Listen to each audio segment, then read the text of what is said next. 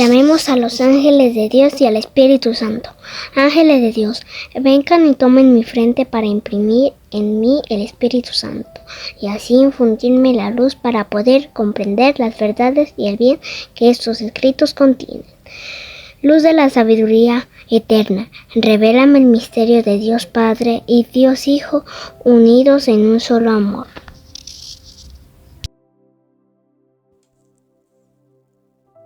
Ezequiel, capítulo 40, del 28 al 49. Luego me llevó al atrio por el pórtico meridional. Midió el pórtico meridional.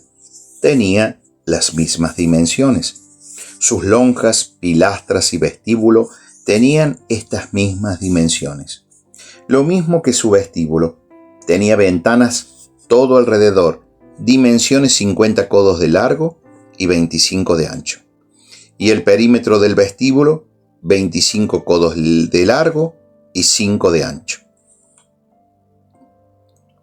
Su vestíbulo daba al atrio exterior. Había palmeras sobre sus pilastras y su escalera tenía 8 gradas. Me llevó al pórtico interior hacia oriente y midió el pórtico. Tenía las mismas dimensiones. Sus lonjas y pilastras y vestíbulo tenían estas mismas dimensiones. Tenía, así como su vestíbulo, ventanas alrededor, dimensiones 50 codos de largo y 25 de ancho. Su vestíbulo daba al atrio exterior. Había palmeras sobre sus pilastras a cada lado y su escalera tenía 8 gradas. Me llevó luego al pórtico septentrional y lo midió. Tenía las mismas dimensiones. Tenía alrededor sus lonjas, sus pilastras, su vestíbulo y sus ventanas. Dimensiones 50 codos de largo y 25 de ancho. Su vestíbulo daba al atrio exterior. Había palmeras sobre sus pilastras a cada lado y su escalera tenía 8 gradas. Había una sala cuya entrada estaba en el vestíbulo del pórtico. Allí se lavaba el holocausto. Y en el vestíbulo del pórtico había, a cada lado, 2 mesas para inmolar sobre ellas el holocausto, el sacrificio por el pecado y el sacrificio de expiación. Por el lado exterior de quien sube hacia la entrada del pórtico, al norte, había 2 mesas, y al otro lado, hacia el vestíbulo del pórtico, 2 mesas. 4 mesas a un lado y 4 mesas al otro lado del pórtico. O sea, 8 mesas sobre las que se hacían la inmolación. Además, 4 mesas para el holocausto, de piedra de sillería, de codo y medio de largo, codo y medio de ancho y 1 codo de alto, sobre las cuales se colocaban los instrumentos con los que se inmolaba el holocausto y el sacrificio. Las ranuras de 1 palmo de anchura estaban dispuestas en el interior todo en torno. Sobre estas mesas se ponía la carne de las ofrendas. Me llevó al atrio interior. Había allí, en el atrio interior, 2 salas, una al lado del pórtico septentrional, con su fachada al mediodía, y la otra al lado del pórtico meridional, con su fachada al norte. Me dijo: esta sala que mira al mediodía está destinada a los sacerdotes que cumplen el misterio de la casa. Y la sala que mira al norte está destinada a los sacerdotes que cumplen el ministerio del altar. Son los hijos de Sadoc los que, entre los hijos de Leví, se acercan a Yahvé para servirle. Midió el atrio. Tenía 100 codos de largo y 100 codos de ancho, o sea, 1 cuadrado. Y el altar estaba delante de la casa. Me llevó al vestíbulo de la casa y midió las pilastras del vestíbulo, 5 codos por cada lado. Luego la anchura del pórtico, 14 codos, y las paredes laterales del pórtico, 3 codos por cada lado. La longitud del vestíbulo era de 20 codos y su anchura era de 12 codos. Se subía a él por 10 gradas y tenía columnas junto a las pilastras, una a cada lado. Capítulo 41.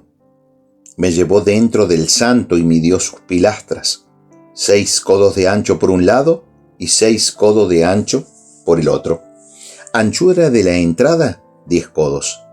Las paredes laterales de la entrada, 5 codos de ancho por un lado y 5 por el otro. Midió su longitud, 40 codos, y su anchura, 20 codos. Penetró en el interior y midió la pilastra de la entrada, 2 codos. Después la entrada, 6 codos, y las paredes laterales de la entrada, 7 codos. Midió su longitud, 20 codos, y su anchura, 20 codos delante del santo, y me dijo: esto es el santo de los santos. Midió el muro de la casa, 6 codos, y la anchura de la parte lateral, 4 codos, todo alrededor de la casa. Las celdas laterales estaban superpuestas entre pisos de 30 celdas cada uno. Se habían dispuesto en el muro de la casa salientes para estribar las celdas por todo el ámbito. Así las celdas no estribaban en el muro de la casa.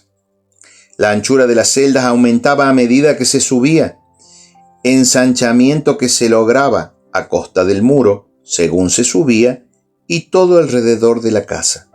Por eso el interior se ensanchaba por arriba. Del piso inferior se subía al del medio y de este al superior. Y vi que la casa tenía un talud todo alrededor. Era la base de las celdas laterales, de una vara entera de 6 codos. El espesor del muro de las celdas laterales por el exterior era de 5 codos.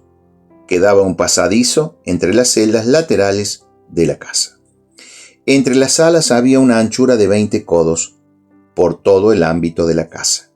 Y las celdas laterales tenían 2 entradas sobre el pasadizo, una hacia el norte y otra hacia el mediodía.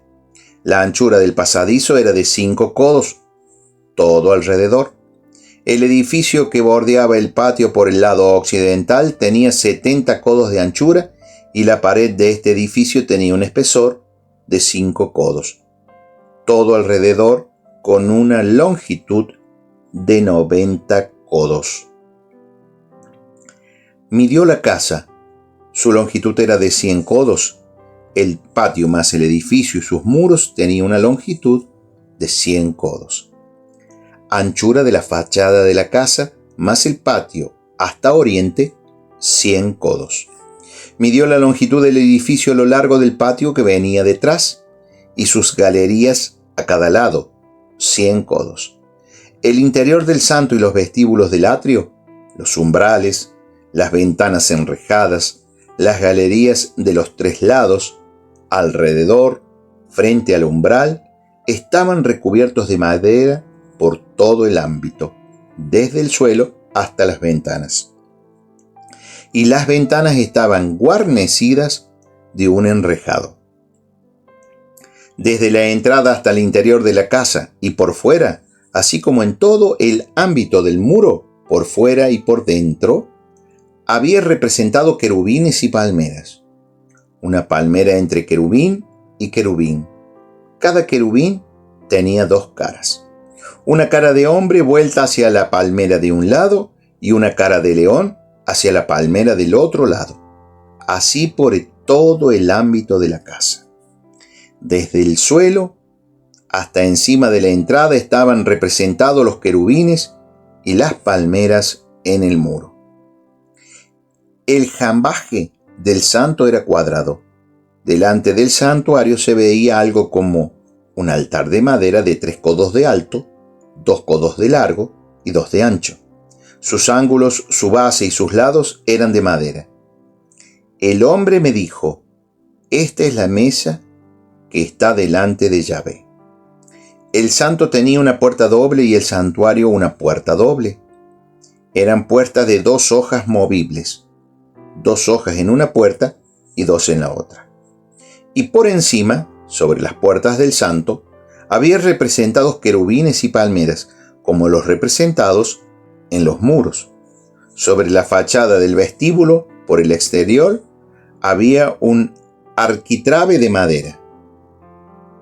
Ventanas enrejadas y palmeras había a ambos lados. En las paredes laterales del vestíbulo, las celdas laterales de la casa y de los arquitrabes. Palabra de Dios, te alabamos, Señor. Eclesiástico, capítulo 21, versículo 11 a 21. El que observa la ley domina sus inclinaciones, y el temor del Señor es la culminación de la sabiduría. El que no es habilidoso no puede aprender, pero hay una habilidad que produce amargura. La ciencia del sabio crece como una inundación, y su consejo es como fuente de vida. La mente del necio es como un vaso roto, no retiene ningún conocimiento. Si un hombre instruido oye una palabra sabia, la prueba y le añade algo de lo suyo. Si la oye un alocado, le desagrada y la echa detrás de sus espaldas. La conversación del necio es como una carga para el viajero, pero los labios del inteligente causan deleite. La opinión del prudente es requerida en la asamblea y todos reflexionan sobre sus palabras. Como una casa derruida es la sabiduría del necio, y la ciencia del insensato es una serie de incoherencias. La instrucción es para el tonto como un cepo en los pies y como esposas en su mano derecha. El necio se ríe a carcajadas, pero el hombre sagaz sonríe apenas y sin estrépito. La instrucción es para el prudente como un adorno de oro y como un brazalete en el brazo derecho.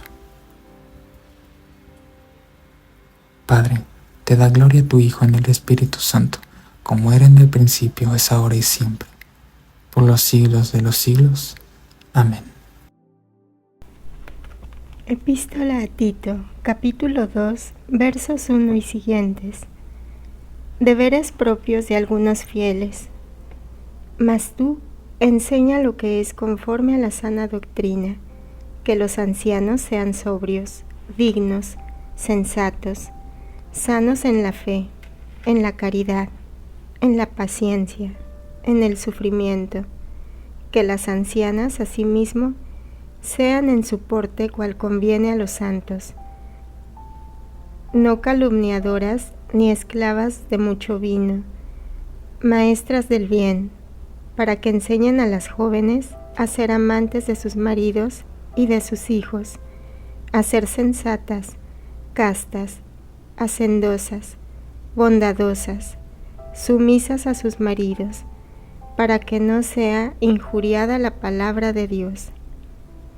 Exhorta igualmente a los jóvenes para que sean sensatos en todo.